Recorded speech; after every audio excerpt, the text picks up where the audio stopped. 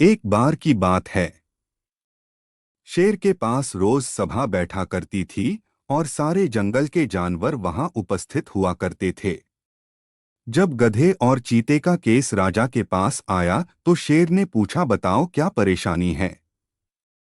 तो चीता कहता है, राजा साहब ये देखो, ये गधा पागल हो गया है। ये कह रहा है कि घास नीली होती है, जबकि हम सब जानते हैं कि घास तो हरी होती है। राजा चीता की बात सुनने के बाद गधे से पूछता है, तुम बताओ। तो गधा कहता है, राजा साहब मैंने अपनी आंखों से देखा है, घास तो नीली ही होती है। ये चीता गलत कह रहा है कि घास हरी होती है, इसे सजा दीजिए। फिर चीता कहता है, ये देखो राजा साहब, यह अब भी यही बोल रहा है कि घास नीली होती है। अब आप ही फैसला कीजिए कौन सही है और कौन गलत। चीते को 6 महीने की जेल की सजा सुनाता है और सभा को समाप्त करता है। गधा हंसते हंसते अपने रास्ते निकल जाता है।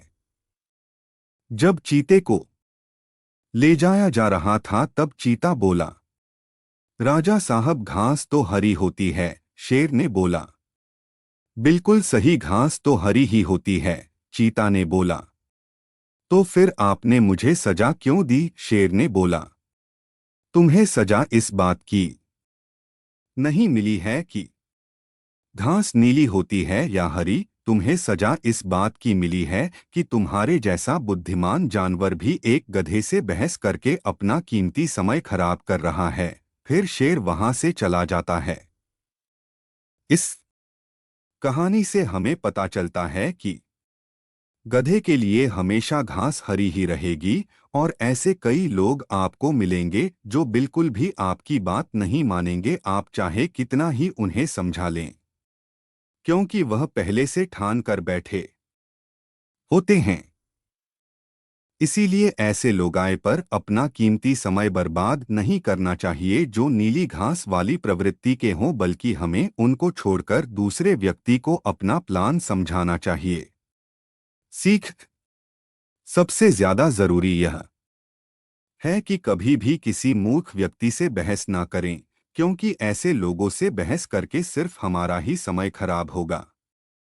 जिस तरह इस कहानी में हुआ उसी तरह हम भी कई बार मूर्ख लोगों से बहस करने लग जाते हैं और बाद में पछताना भी हमें ही पड़ता है।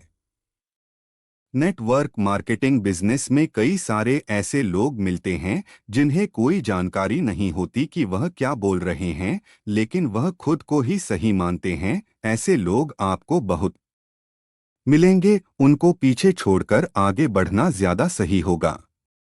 हमारी जिंदगी में भी ऐसे कई लोग मिलते हैं जो अधूरा ज्ञान होने के बावजूद भी कभी खुद की गलती नहीं मानते हैं, इसलिए उनके साथ अपना समय व्यर्थ न करें।